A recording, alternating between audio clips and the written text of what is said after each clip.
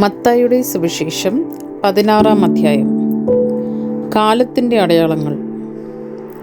ഫരീസിയരും സദുക്കായരും യേശുവിനെ പരീക്ഷിക്കാൻ വന്നു. തങ്ങൾക്ക് സ്വർഗത്തിൽ നിന്ന് ഒരു അടയാളം നൽകണമെന്ന് അവർ അവനോട് ആവശ്യപ്പെട്ടു. അവൻ പ്രതിവചിച്ചു, വൈകുന്നേരം നിങ്ങൾ പറയുന്നു, ആകാശം ചെമ്മന്നിരിക്കുന്നു, കാലാവസ്ഥ പ്രസന്നമായിരിക്കും.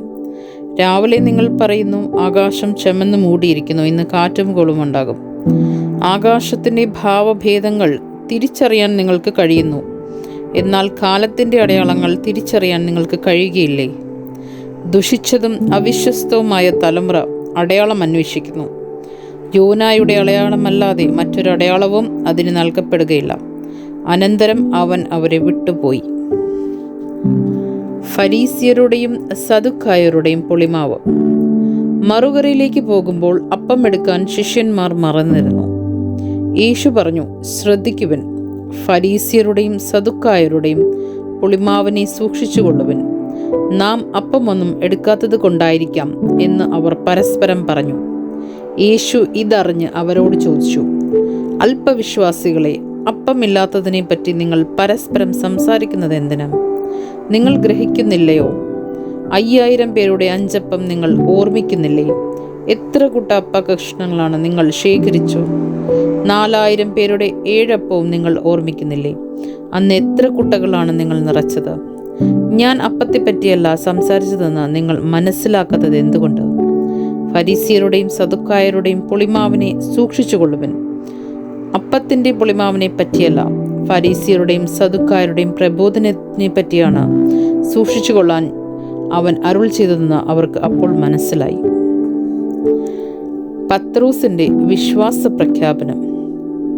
യേശു കേസറിയ ഫിലിപ്പി പ്രദേശത്തെത്തിയപ്പോൾ ശിഷ്യന്മാരോട് ചോദിച്ചു, മനുഷ്യപുത്രൻ ആരാണെന്ന് എന്നാണ് ജനങ്ങൾ പറയുന്നത്? അവർ പറഞ്ഞു, ചിലർ സ്നാപക യോഹന്നാൻ എന്നും, മറ്റു ചിലർ ഏലിയ എന്നും, വേറെ ചിലർ ജെറമിയ അല്ലെങ്കിൽ പ്രവാചകന്മാരിൽ ഒരുവനും എന്നും പറയുന്നു. അവൻ അവരോട് ചോദിച്ചു, എന്നാൽ ഞാൻ ആരെന്നാണ് നിങ്ങൾ പറയുന്നത്? ശിമയോൻ പത്രോസ് പറഞ്ഞു, നീ ജീവനുള്ള ദൈവത്തിൻ്റെ പുത്രനായ ക്രിസ്തുവാണ്. യേശു അവനോട് അരുൾ ചെയ്തു, യോനായുടെ പുത്രനായ ശിമയോനെ, നീ ഭാഗ്യവാൻ.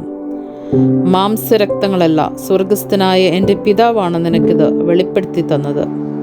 ഞാൻ നിന്നോട് പറയുന്നു, നീ പത്രോസാണ്, ഈ പാറമേൽ എൻ്റെ സഭ ഞാൻ സ്ഥാപിക്കും. നരക കവാടങ്ങൾ അതിനെതിരെ പ്രബലപ്പെടുകയില്ല. സ്വർഗരാജ്യത്തിൻ്റെ താക്കോലുകൾ നിനക്ക് ഞാൻ തരും. നീ ഭൂമിയിൽ കെട്ടുന്നതെല്ലാം സ്വർഗത്തിലും കെട്ടപ്പെട്ടിരിക്കും, നീ ഭൂമിയിൽ അഴിക്കുന്നതെല്ലാം സ്വർഗത്തിലും അഴിക്കപ്പെട്ടിരിക്കും. അനന്തരം അവൻ താൻ ക്രിസ്തുവാണെന്ന് ആരോടും പറയതെന്ന് ശിഷ്യന്മാരോട് കൽപ്പിച്ചു. പീഡാനുഭവവും ഉത്ഥാനവും. 1-ാം പ്രവചനം.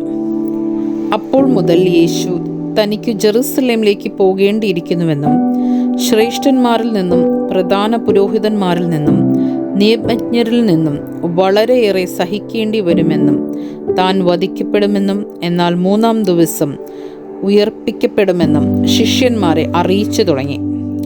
പത്രോസ് അവനെ മാറ്റി നിർത്തി തടസ്സം പറയാൻ തുടങ്ങി.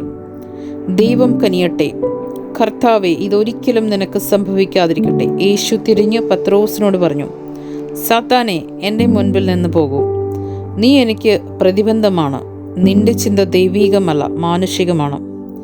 യേശു ശിഷ്യന്മാരോട് അരുൾ ചെയ്തു, ആരെങ്കിലും എന്നെ അനുഗമിക്കാൻ ആഗ്രഹിക്കുന്നുവെങ്കിൽ അവൻ തന്നെ പരിത്യജിച്ച് തൻ്റെ കുരിശുമെടുത്ത് എന്നെ അനുഗമിക്കട്ടെ. സ്വന്തം ജീവൻ രക്ഷിക്കുവാൻ ആഗ്രഹിക്കുന്നവൻ അത് നഷ്ടപ്പെടുത്തും. എന്നാൽ ആരെങ്കിലും എനിക്ക് വേണ്ടി സ്വജീവൻ നഷ്ടപ്പെടുത്തിയാൽ അവൻ അത് കണ്ടെത്തും. ഒരുവൻ ലോകം മുഴുവൻ നേടിയാലും സ്വന്തം ആത്മാവിനെ നഷ്ടപ്പെടുത്തിയാൽ അവന് എന്ത് പ്രയോജനം? ഒരുവൻ സ്വന്തം ആത്മാവിന് പകരമായി എന്തു കൊടുക്കും? മനുഷ്യപുത്രൻ സ്വപിതാവിൻ്റെ മഹത്വത്തിൽ തൻ്റെ ദൂതന്മാരോടൊത്ത് വരാനിരിക്കുന്നു. അപ്പോൾ അവൻ ഓരോരുത്തർക്കും താങ്കളുടെ പ്രവൃത്തികളനുസരിച്ച് പ്രതിഫലം നൽകും. മനുഷ്യപുത്രൻ തൻ്റെ രാജ്യത്തിൽ വരുന്നതും ദർശിക്കുന്നതിന് മുൻപ് ഇവിടെ നിൽക്കുന്നവരിൽ ചിലർ മരിക്കുകയില്ലെന്ന് സത്യമായി ഞാൻ നിങ്ങളോട് പറയുന്നു.